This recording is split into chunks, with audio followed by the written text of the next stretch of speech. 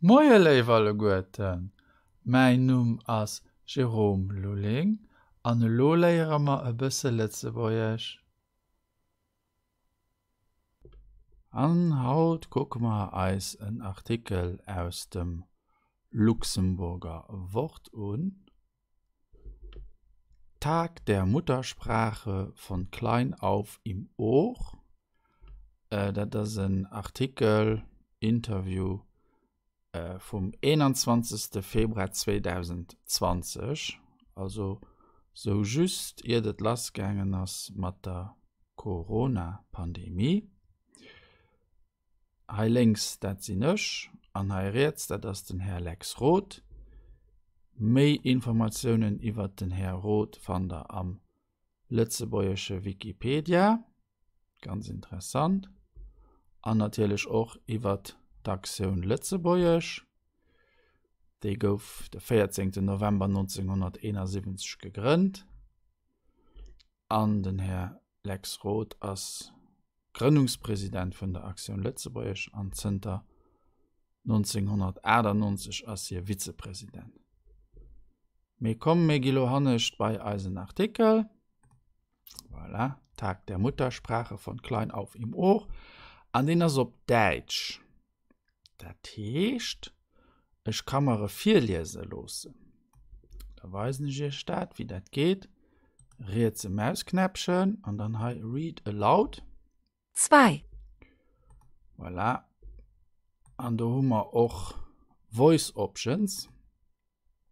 Und da gehe ich bei die deutsche Sprache gucken. Da haben wir Ingrid für Österreich, Katja für Deutschland und Leni für die Schweiz.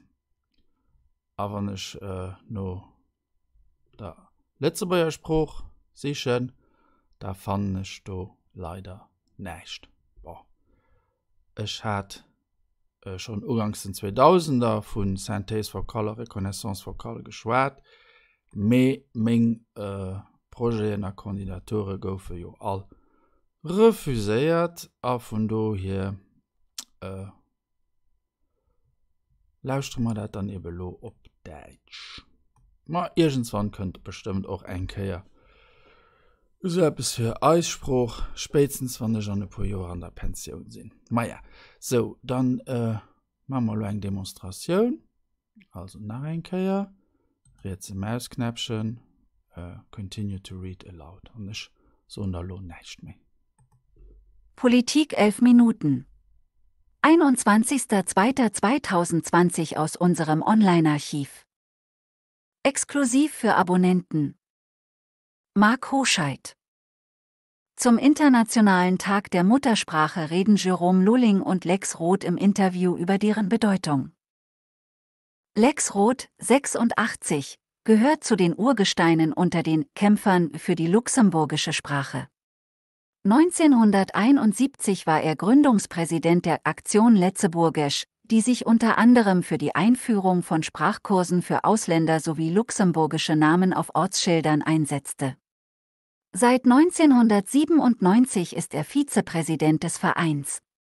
Der Linguist Jerome Luling, 47, arbeitet seit 2006 hauptberuflich als Sprachlehrer für das Luxemburgische bei der Gemeinde Luxemburg. Sein Spezialgebiet ist die Computerlinguistik. Der 21. Februar ist der Internationale Tag der Muttersprache. Was verbinden Sie mit diesem Begriff und welche Emotionen löst er aus? Lex Roth: Wir müssen erst einmal den Begriff definieren. Muttersprache ist mit der Langue originelle gleichzusetzen. Das Kind hört bereits im Bauch der werdenden Mutter, der Fötus reagiert auf die Geräusche der Umgebung und erschrickt sich beispielsweise bei Lärm. Das Baby nimmt jedoch nicht nur die Geräusche der Mutter, sondern der gesamten Familie und des Umfelds wahr. Es macht auch einen Unterschied, ob Geschwister da sind oder nicht. Das weiß ich aus eigener Erfahrung. Ich habe es selbst bei meinen 5 Kindern erlebt und bin selbst das 10. von 11 Geschwistern. Interessant ist auch, dass die Neuropsychologie herausgefunden hat, dass die Erstsprache im Gehirn einen bestimmten Platz hat und alle anderen Sprachen, die man später lernt, sind an einem anderen Platz. Jeder Begriff, den man in einer neuen Sprache lernt, wird aus der Muttersprache in diese übersetzt. Das ist sehr interessant, da sich einige Begriffe, wie beispielsweise Papa und Father oder Haus und Maison überhaupt nicht ähneln. Ist der Begriff Muttersprache in Zeiten zunehmender Gentrifizierung eigentlich noch politisch korrekt? Advertising. Ich finde, der Begriff führt zu Konfusion, weil das Kind eben nicht nur die Stimme der Mutter registriert. Ich bevorzuge den Begriff Primärsprache. Jerome Lulling, vielleicht ein kleiner Witz, um anzufangen. Warum heißt es Mutter und nicht Vatersprache? Weil der Vater zu Hause nichts zu sagen hat. Aber es ist in der Tat so, dass in der Linguistik eher von Erstsprache die Rede ist. Interessant ist auch die Frage, ob man seine Muttersprache verlernen kann. Damit hat sich die deutsche Wissenschaftlerin Prof. Dr. Christina Noack beschäftigt. Nach einem Jahr hat ein Kind die Rhythmik und die Lautstrukturen und ersten Wörter einer Sprache gelernt. Aber wenn es die Sprache danach nicht mehr systematisch trainiert, kann es sie tatsächlich verlernen. Bei einem Erwachsenen ist das schon schwieriger. Bei dem kann die Muttersprache zwar einrosten, wenn er sie nicht mehr regelmäßig praktiziert, weil er beispielsweise im Ausland lebt, aber er verliert sie nie ganz. Das ist nicht drin, sie ist gespeichert, aber das kann vieles heißen. Sie kann in eine Ecke gedrückt und die Tür geschlossen ist, aber ganz verloren ist sie nie. Tag der Muttersprache, einmalige Wortkonstruktionen in anderen Sprachen. Christina Noack unterscheidet zwischen 3 Aspekten, der Aussprache, dem Satzbau respektive der Flexion sowie dem Vokabular.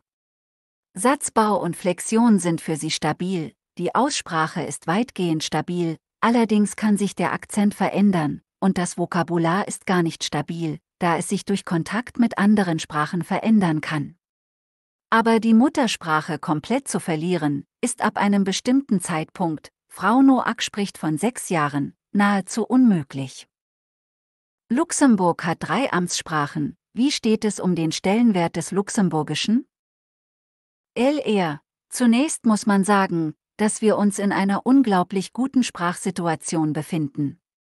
Im Normalfall ist unsere Erstsprache das Luxemburgische, aber ich weiß nicht, ob es noch ein anderes Land auf der Welt gibt, wo ab dem Alter von 7 Jahren 3 Sprachen im Raum stehen, und zwar das Luxemburgische, das Deutsche und das Französische.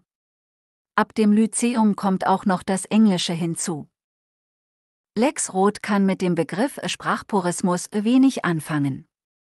Wenn ein luxemburgisches Wort existiert, soll man seiner Meinung nach keinen Begriff aus einer anderen Sprache an dessen Stelle verwenden. Foto: Guy Wolf. Sie haben die Situation in der Schule angesprochen. Viele Kinder, die in Luxemburg zur Schule gehen, haben eine andere Muttersprache als Luxemburgisch. Wie soll man damit umgehen? Das entscheidet am Ende das Ministerium. Es könnte entscheiden, dass in jeder Kindertagesstätte Luxemburgisch gesprochen werden muss. Um das zu überprüfen, bräuchte man allerdings in jeder Kita einen Kontrolleur, lacht. Wir übersetzen den Kinderchen viel zu früh alles in eine Sprache, die sie verstehen. Das ist ein Pech für die Ausländer bei uns, dass wir uns mit ihnen in einer Sprache verständigen können, die sie verstehen. Wir meinen, man müsse schwimmen lernen, ohne ins Wasser zu gehen. Wir können aber nicht von oben entscheiden, dass wir, im übertragenen Sinne, ein schönes Schwimmbad bauen und es mit Wasser füllen, aber es bleiben alle draußen, weil sie nicht nass werden wollen. Das Gehirn von Kindern saugt auf wie ein Schwamm, wenn auch vielleicht nicht immer richtig. Teilen Sie diese Einschätzung, Herr Lulling, wird zu früh übersetzt? Das hängt zusammen mit dem Stellenwert der Nationalsprache. Ich finde, das ist ein Etikett, das man sich verdienen muss. In den Bereichen der Ausbildung und der Presse hat sich in den vergangenen Jahrzehnten wahnsinnig viel getan. Ich bin jetzt seit Mitte der 1990er Jahre dabei, Lex noch viel länger. Mir sind in dieser Zeit einige Dinge aufgefallen, So gibt es noch immer keine kostenlose Zeitung auf Luxemburgisch. Ich glaube, für das geschriebene Luxemburgische wäre das eine feine Sache.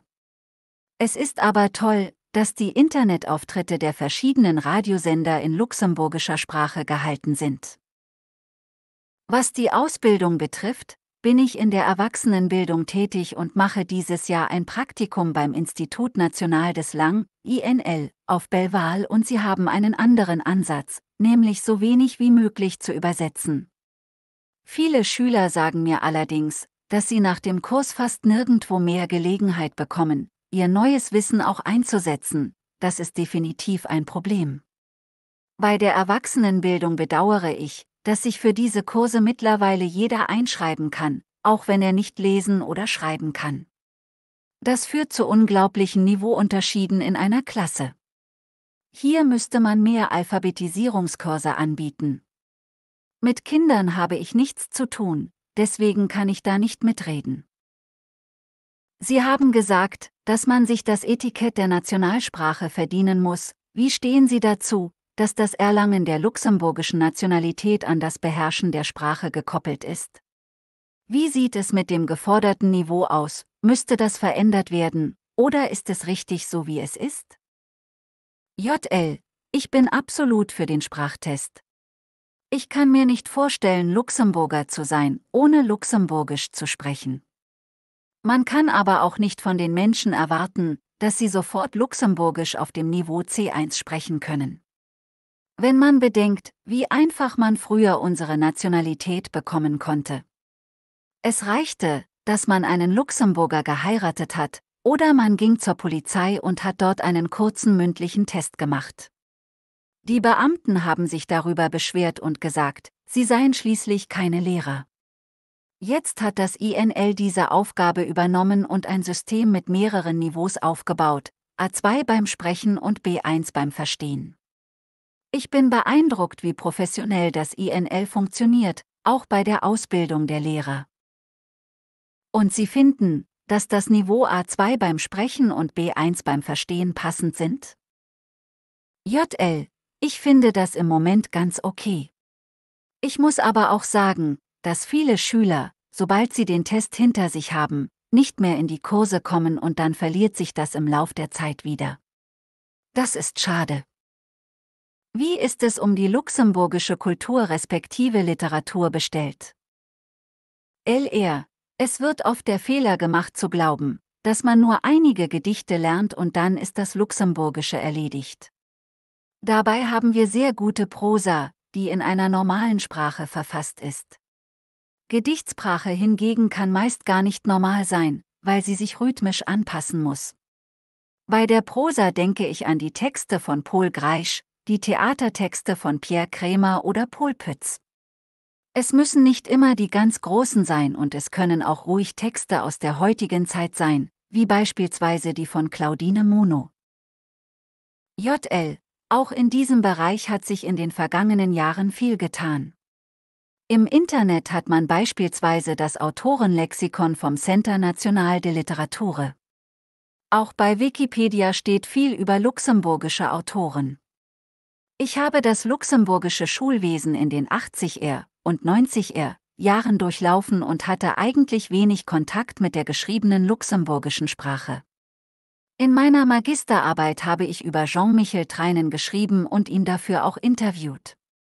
Ich fand das super spannend, beispielsweise die Intertextualität in seinem Werk zu analysieren und zu schauen, wo er sich bei Werken, die in anderen Sprachen verfasst wurden, inspiriert hat.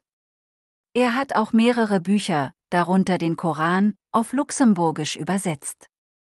Da sieht man, über welche Möglichkeiten das Luxemburgische verfügt.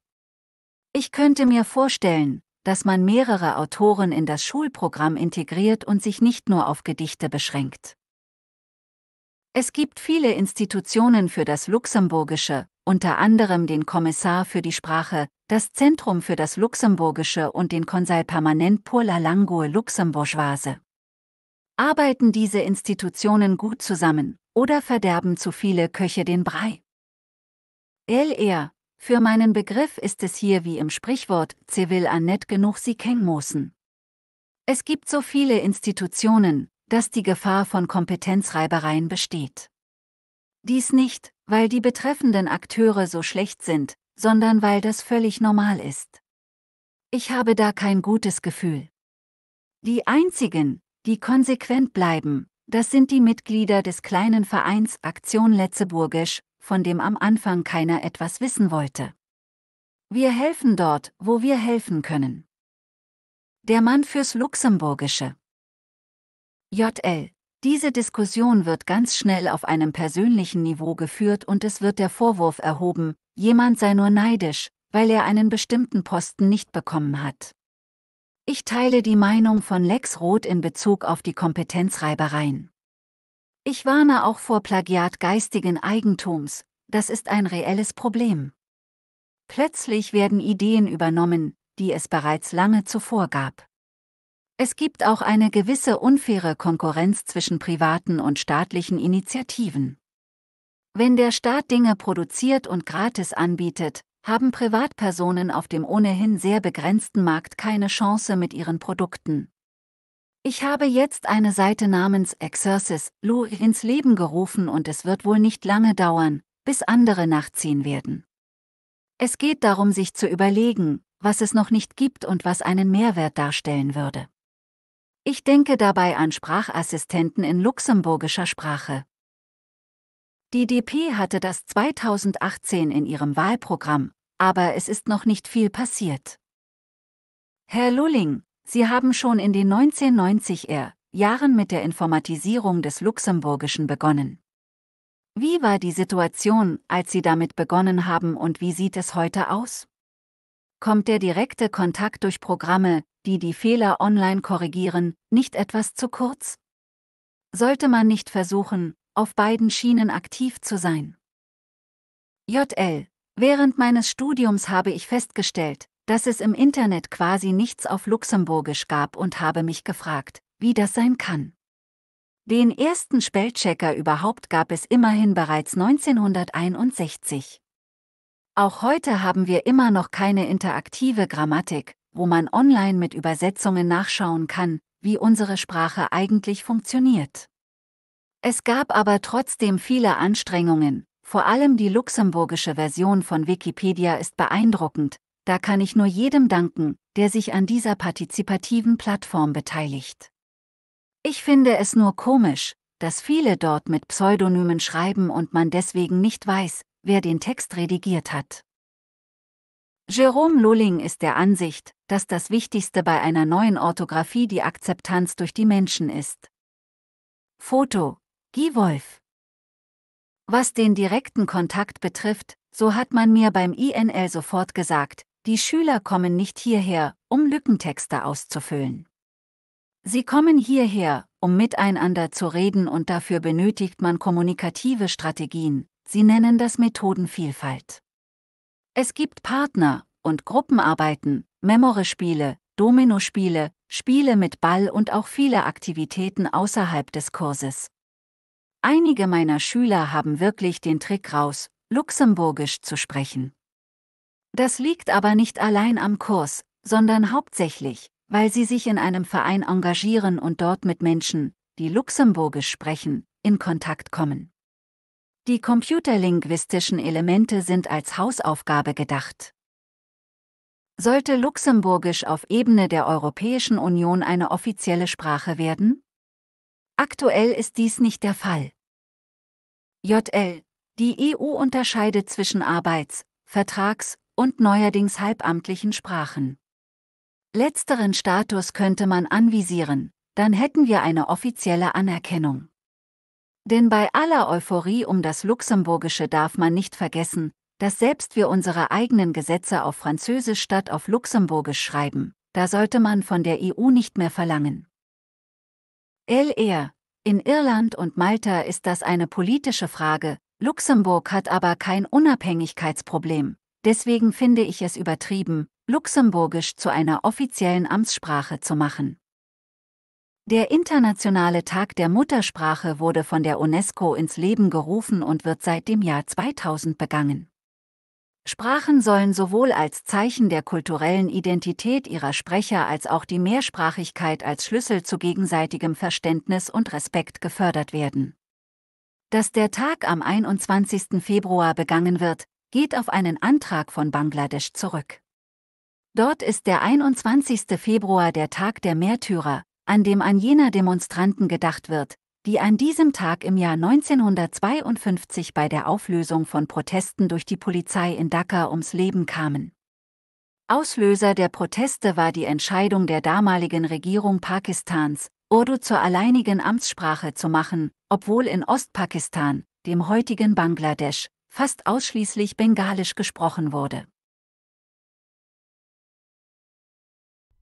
So, hier sind die Schnees. Voilà, hat ein bisschen lang gedauert. Ich fand das ganz interessant. Sich Sachen an den letzten 2 Jahren geändert? Ja, hat viel publiziert. Aber bon, ein interaktiv Grammaire haben wir immer noch nicht. Ich schon zwar das Projekt Grammaire.lu und wer gelöst hat auch. Weil Succès. Und für allem aber so Spruchsynthese an Reconnaissance vokal, also da sieht er aber da haben wir einen fermeren Tag und das ist schon impressionant, weil den aber da haut schon für die anderen Sprache kriegt. Aber ja, das war dann auch schon ist. Nach viel mehr so Übungen fand auf meiner Internetseite exercice.lu, Theorie dazu fand op grammaire.lu, Dir fand mich auch op Facebook an op YouTube an dann auch zum Schluss die 3 Bücher, mit denen ich des Sendungen immer präparieren, Verbentabellen op Lützebäuerisch an 170 Witze op Lützebäuerisch, Verbentabellen op Lützebäuerisch geht op Französisch an op Englisch. Vielmals merci für Ihre Aufmerksamkeit, bis hoffentlich geschwind. Au revoir.